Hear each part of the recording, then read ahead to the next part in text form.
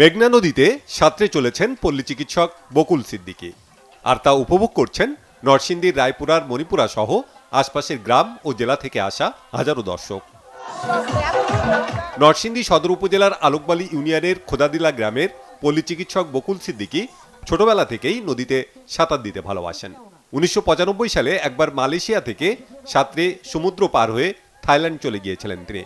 এরপর থেকেই নদীপথে সাঁতারে নতুন রেকর্ড গড়ার স্বপ্ন দেখছেন বকুল।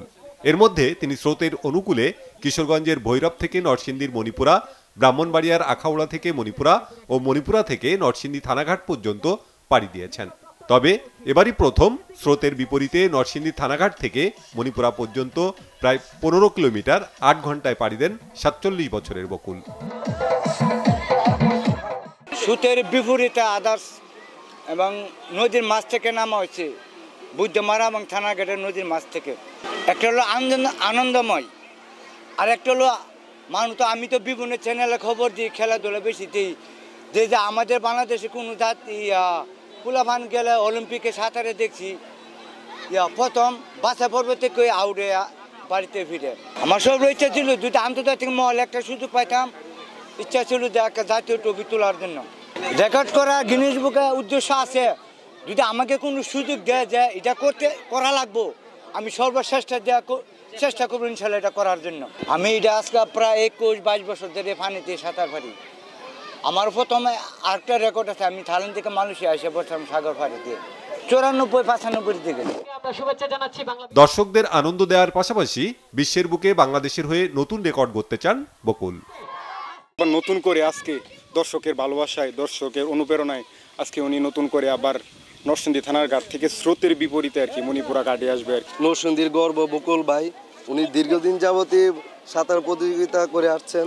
তো আজকে আমরা হাজারো এলাকাবাসী মিলে আমরা দেখতে আসছি এবং উপভোগ করতে আসছি ওনার সাঁতার কাটা।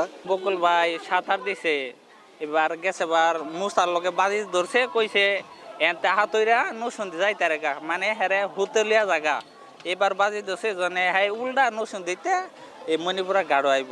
আসলে এখানে আসার মূল উদ্দেশ্য হলো বকুল ভাইয়ের রেকর্ডটা আমাদের সবার নিজের চোখে দেখবো, সেজন্য আসলে তিনি আরো অনেকবারই সাঁতার প্রতিযোগিতায় অংশগ্রহণ করেছিলেন। এখন নতুন করে আবার যে সাঁতার প্রতিযোগিতার স্রোতের উল্টা দিক দিয়ে নতুন করে করছে, তিনি গিনেস বুক ওয়ার্ল্ডে নাম রেখাতে চাচ্ছেন।